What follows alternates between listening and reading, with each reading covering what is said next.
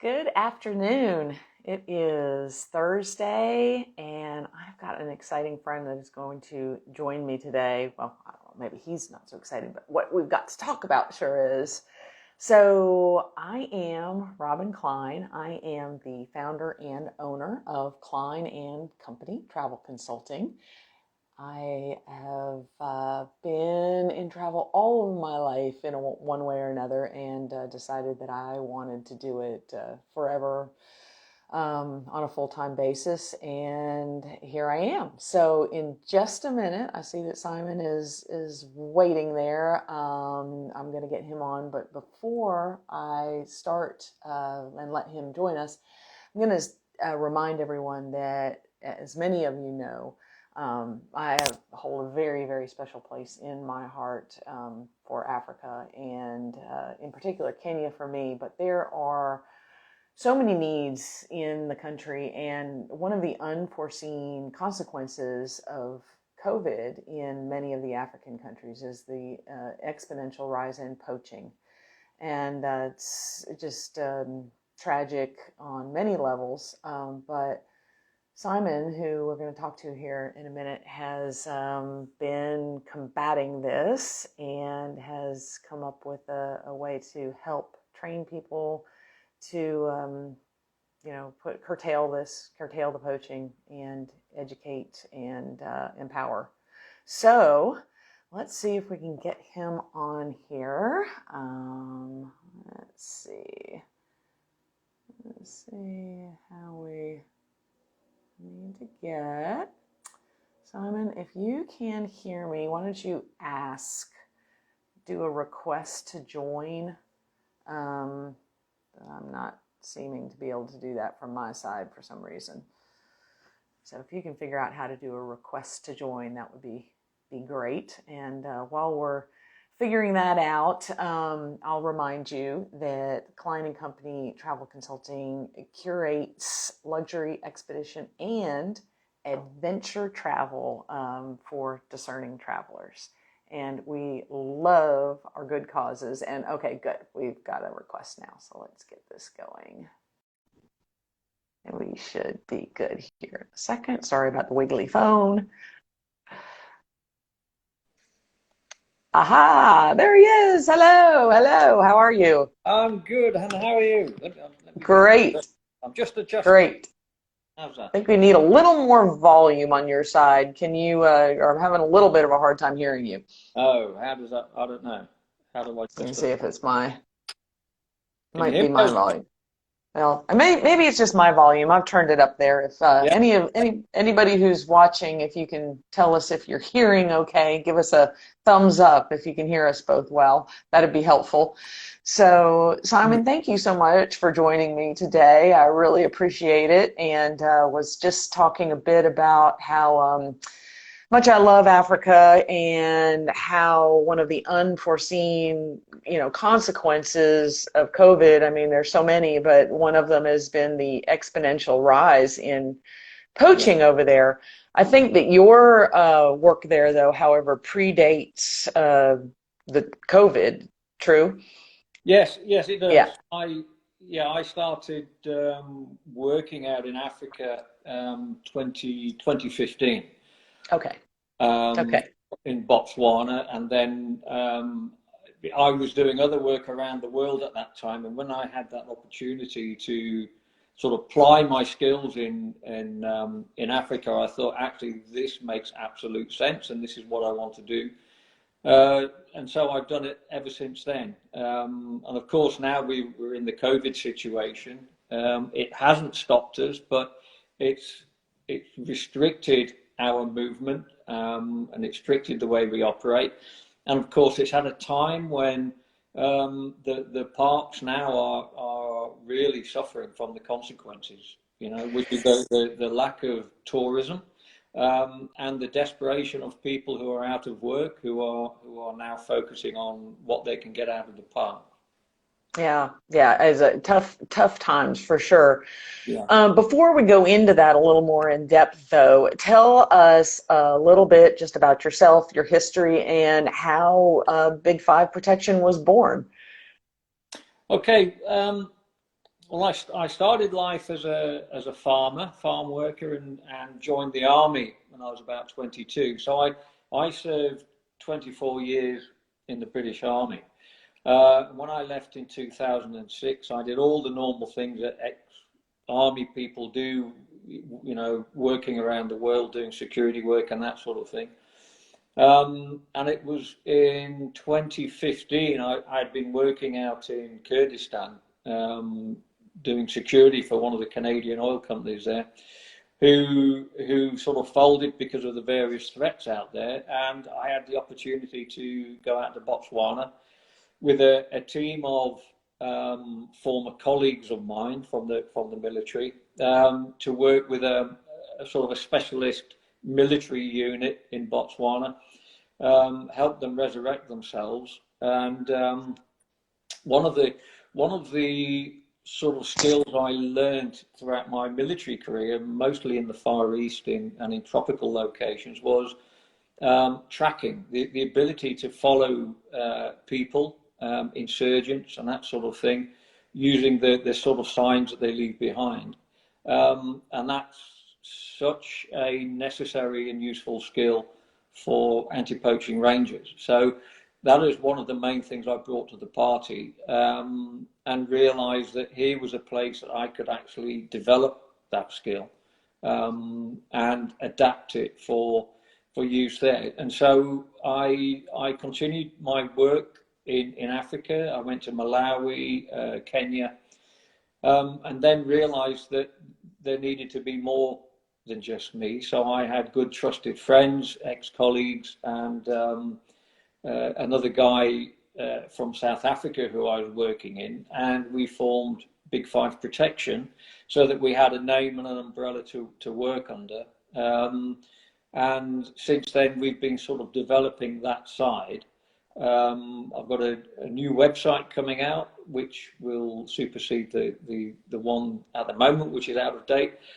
And so there's 5, maybe 6 of us now, with varied backgrounds. It's important to have law enforcement as a significant background, intelligence, with a smattering of military, and to be able to adapt those skills in a way that works in the African context and with the rangers, male and female, and to be able to get on and work with the managers, the security managers, and the communities. So it's a sort of broad skill set, which is more based on personality, I think, than perhaps it is skills.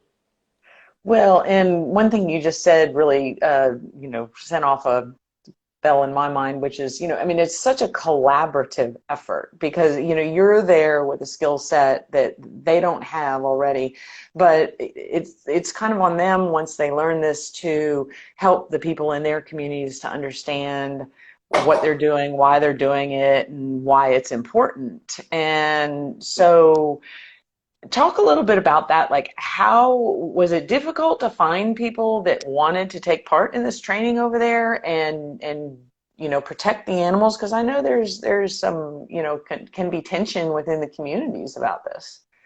Well, the important thing is, the most successful parks are the ones who work in a collaborative way with the communities. You cannot succeed in protecting an area which traditionally had been the sort of stomping ground of those communities, of their sort of ancestors.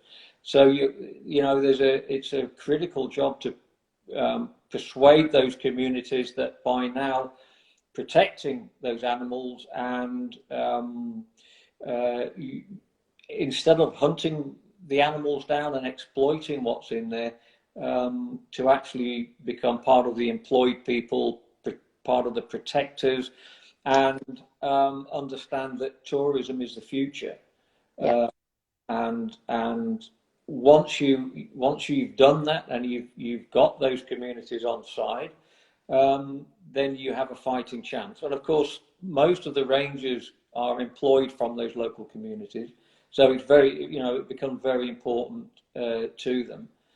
but there's a whole range of issues such as, human wildlife conflict. Once the animals start straying into the farmed areas, it causes a huge backlash. So it's a constant problem for those park managers to sort of balance all of that and do the right thing. It's a very, very complex and delicate job, really. And Yeah. the people like me, we just come in. We have skills that we can bring to the fore. We teach those skills, and hopefully maintain those connections so that we can, continue that training, and just ensure that the operational procedures that they use are fit for purpose, and generally grow the whole security side, which is, it's a fantastic job. It's difficult at times, but it's one of the most rewarding things that you could possibly do. Very, very frustrating at times. Oh, I'm sure. I don't doubt any of that for a minute. So why Malawi? Why are you based there rather than in, one of the places that we all think of kind of that first comes to mind, such as Kenya or South Africa or places like that? Well, I'm based all over the place. I mean, most of Okay. this last 6 months of this year, I've been in Zambia. Okay. Last year. Prior to that, and through part of that time, I was back in Malawi. I spent almost a year in Zimbabwe. I'm about to head out now to one of the East African countries, which I won't name because of the security situation there. Sure. And from there, I'll be heading over to West Africa. Then I'm heading over to the East Coast. So I don't have a foothold in any particular country, but there are just where we tend to return to because we have a connection with those parks, and it's an ongoing development to continue that training that we. So how do you the people find you as far as, to get you? I mean, is it the park systems or is it who actually brings you into their communities to help, develop these programs? Yeah, well, generally it's the park managers. Now, some of the parks have come under the umbrellas of the big organizations such as Frankfurt Zoological Society, or probably one of the most successful NGOs out there is African Parks. They currently have about 18, 19 parks under their belts, but it's the individual park managers who recognize the need for training. And then it's just a case of word of mouth, getting known in those places, and if they have the funding, and this is the big issue now, they have the funding, they'll ask us to come in. But what we very often do is there's a lot of parks that just don't have that level of funding. I mean, what bit of funding they get goes to making fences and just doing their sort of everyday thing, feeding the rangers that they've got, putting boots on their feet and that sort of thing. Right. Very often, if we've been working in one of the better funded parks, before we go home, we'll go and do some sort of charitable work in those more needy parks, I'd say, and we'll do that because we're there, and we can. So a lot of it is down to good timing. And if we're in Malawi or in Zambia, for instance, if we get an opportunity, we'll go and spend a few weeks in a park where they just don't have the funding. They don't have the funding to pay for flights even, or food. So that's how we try to spread what we do between the better funded parks and those parks that just don't have the funding to bring us in. Right. No, that makes perfect sense. And when you train these rangers, you're training them more on apprehension of people that are doing, or planning to poach or have poached, rather than the actual protection of the animals, or both, or how does that work? It's a little bit of everything. The parks that are most successful are the ones that have a good intelligence network. So that's the first thing, is to help develop those intelligence networks, the informers, etc. Because one of the things perhaps people don't realize is much of the problem comes from within the parks themselves. Mm-hmm. Far as sometimes active poaching, but very often just the information that goes out from within the park. So that's something that has to be tackled. But what we train in a range of ranges in a range of things.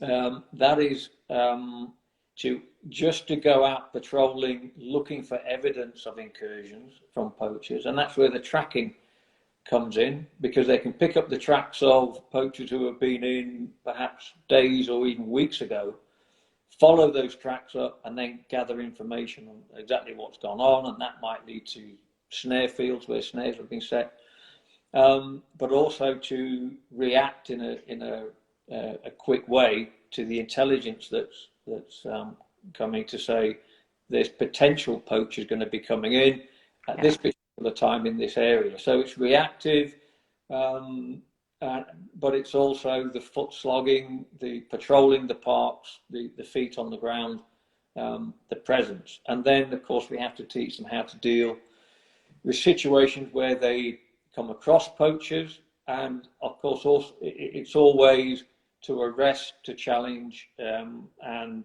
to apprehend. But they have to be prepared to use lethal force if necessary. But that's never the first choice. Well, absolutely not. And Yeah. I noticed a friend of mine actually joined here on the call, or on the live, and he's watching us now, that I met when I was in Kenya, and he was our guide at Borana. And of course, you'd be familiar with the success story that Borana and Lewa have had with the rhino population there. And we went out one evening for the deployment of the rangers, for the evening. And it was so interesting because, they have a different daytime situation from a nighttime situation. And, and it's obviously, I mean, I didn't know this ahead of time, but the military, it's all a very military, which is important, and how they check their weapons and how everything happened, before they were deployed in the evening. And so it really opened my eyes as to the seriousness of who you might actually end up meeting out there at night or at any other time that you need to be prepared for and trained well for. So kudos to you for doing this. I mean, obviously you said it's incredibly rewarding, but at the same time, like you said, it's hard. It's not something most people at after they've done 24 years in the military and everything would take up. I'm going to go live this difficult life out in the bush. Because times I question myself and my colleagues, say, why are we still doing this? We'll be sitting under the trees trying to get to sleep, soaking wet, eating the most ridiculously minimal food, and looking at each other and laughing and going, isn't this odd? 20, 30 years ago, we were doing this sort of thing as youngsters, and here we still are, silly old people. But it's, the rewards definitely outweigh the hardships. And sometimes, it's not as bad as that. Sometimes we're in relative comfort, and just the fact that we're surrounded by these wonderful animals, outside of the sort of tourist bubble, we're out there having close encounters, sometimes a little bit closer than we would like, but we always come back with amazing stories. So what's like. Absolutely. Well, and the other thing that you had a big part in was the all-female Rangers group that you trained. And I remember when we talked a few months ago, you told me that one of the most difficult parts of that was that so many women showed up and wanted to be a part of this, that Yeah. narrowing it down and having to say no to some people was just heart-wrenching, which I can only imagine. But talk a little bit about that, about training women for this job versus training men for it, and how that went. Yeah, it's a really interesting thing, and I think anybody who's working out in Africa and amongst the communities will certainly start to realise that the women out in Africa are superbly strong. So if you can only harness that and train them, as is being found now with the Black Mambas, the Akashinga Rangers in Zimbabwe. They have so much. We were training these rangers in Kenya, female rangers, and all went out, and there were so many turned up at the gate, desperately hopeful, and we had to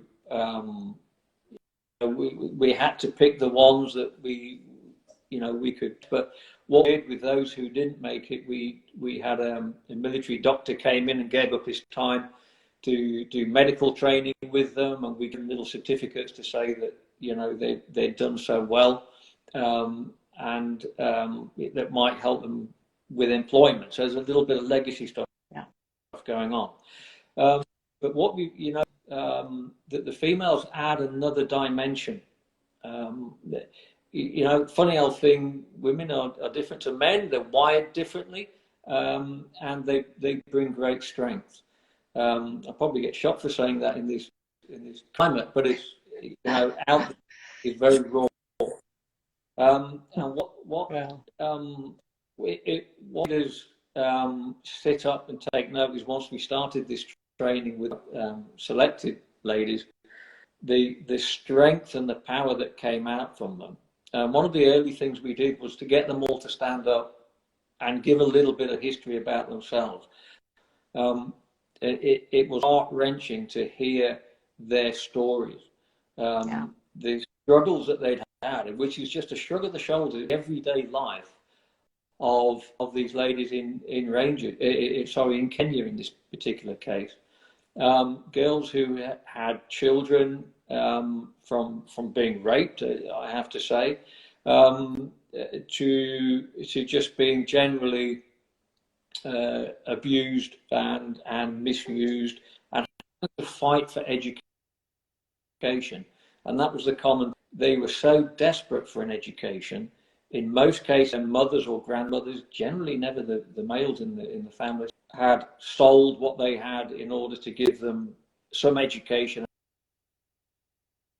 as a child, having to make their own uniforms in order to be able to go to school. So the stories went, the immense strength that came out of these, once they saw they were allowed to be bold and let their personalities come out. They were the most easily trained people that I've ever trained. It was, and they almost started self-training themselves. They would do all of their own sort of training. After we've trained them in something, they would be doing revision training on their own. We would turn up in the morning, and the classes are laid out there, and they're at the front there as like teachers, going through the lessons for revision before we'd even got there. And that's something you generally don't see with the guys.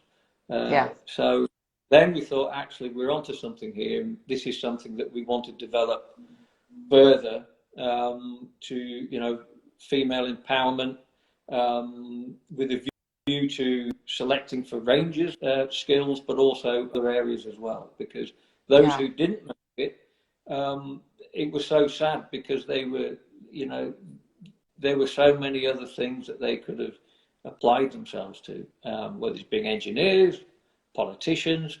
There's a whole range of skills that you could see that they had, just below the case of giving them really to show that. But most of them went back to their villages, picked up their kids and everything, who they have a culture there where it doesn't matter if they have children, because the mothers and grandmothers, sisters, whatever, automatically look after the children for them.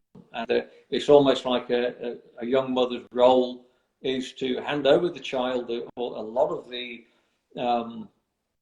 looking after of that child while they go out and do and bring in an income. So it's giving them the opportunity to bring an income in for their children, but also provide them a role that they just embrace with every part of their being. You know, the protectors of animals is something that becomes very, very natural to them. It's great. No, it's great. it is amazing. I mean, I love hearing that. Those. I mean, although sad, but at the same time, I mean, you know, the progress is always small and incremental, but at least it is some progress. And I do love the way that their communities work that way. I mean, they're very matriarchal in terms of, I mean, not obviously not from, you know, a standpoint of running, but I mean, I think that the women are the glue for sure in those communities. And I always said, when I owned my business before this, I always said, you know, give me a woman that has had children as an employee any day over anybody else, because she's going to get the job done. You know, so.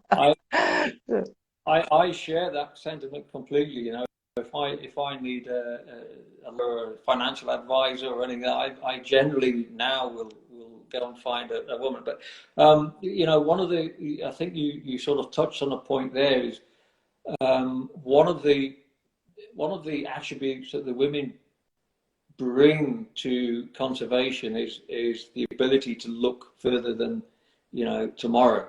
And they really do understand that this is for the future.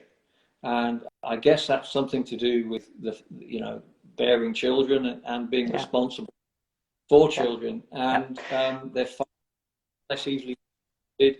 And when money, and they can protect that money, then it will go to education or roofing the house or important things. Generally not, you know, buying frivolous thing, which sometimes tends to happen. So, you know, there's a whole raft of things that the ladies bring, including intelligence gathering, because women are very good at knowing everything that goes on. Yes. Very good at gossiping. You just, you know, you just harness that. So you've got intelligence there, you've got education for their children, you've got a long-term projection.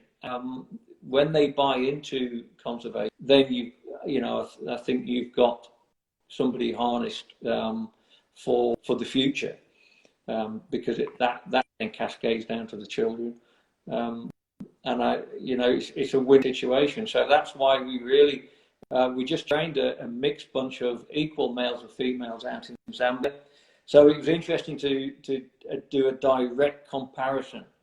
They're all working together, training together, including, you know, weapons training, live firing, that sort of thing, the tracking.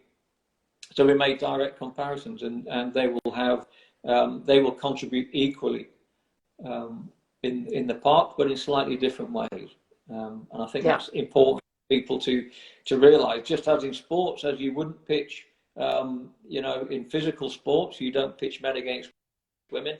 It's almost the same in conservation as rangers. You just find what they are equally, or, you know, better suited to, and find them a niche, and get them working together. Don't try and females into males. Exactly. Exactly. We better be careful not to just put that clip out there somewhere. Anyway, well, listen, I just want to say real quick, well, first, before we close, I can't believe we've already been half an hour already, which is fabulous. I mean, I love it because it's just gone like that. If people want to help, if they want to donate, if they want to help you along, how would they go about doing that? Through the website, just send us a message. And if they have a donation, we can channel that donation into perhaps one of the parks that we want to go out to, one of those needy parks, and just say, you know, here's some cash. Put that in your reserves, and when there's enough, we can come out and we can do training and work. That perhaps that's one way. And until the time that we've set up our own foundation to do that's the sort of thing. So I mean, it would be amazing. Just send us a message through the website, and we'll sort something out. And those people will get to see where those funds go.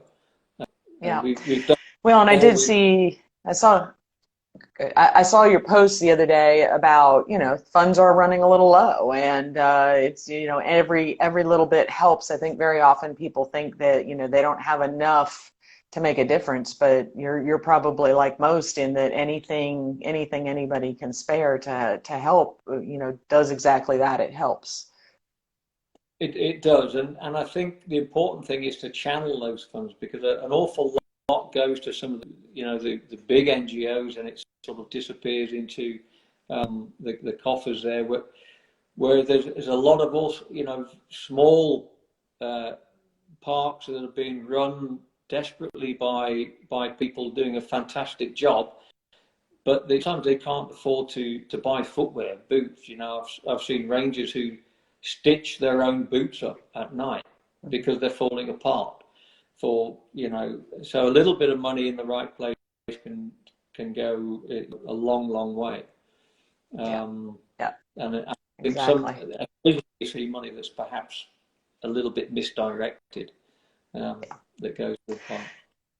Yeah. Well, and sadly, that does happen in many areas, but fortunately, with smaller operations such as yours, and that are not caught up in a lot of big bureaucracy and so forth, that's easier to keep track of and make sure that things are not mismanaged. So hopefully, if anybody feels compelled today, they will find you at Big Five Protection and make a donation. And Simon, I just want to say that it's been a pleasure talking to you today. And we talked a little bit about how your history, how Big Five Protection came to be, the kind of training that you do, empowerment of communities, the people in those communities, women in particular, and how people in other places can help you. So hopefully we'll see some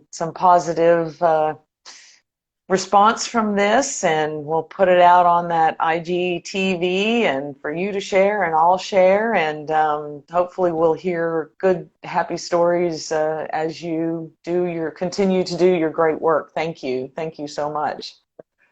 Thank you for the opportunity. It's very, very rare. There's a few of us, we just go about our business in a quiet way, doing our thing. So it's a bit of a first, and it's great that you take this amount of interest. So thank you very much. We need people like you. Well, absolutely. Well, we'll do our best to get it out there, and keep the message going, and you keep fighting that good fight, and maybe someday I'll get brave enough to come visit and see what this training's like. I'd love to do it. I'm not sure I'm tough enough. Yeah. No fight. Anytime. It would be great. It would be great. Okay. I'll keep you informed of what we're doing, and we'll stay friends with everyone. Great. Thanks, Simon. Take care. Okay. Bye-bye. Thank you very much. Bye-bye. Okay. Bye-bye.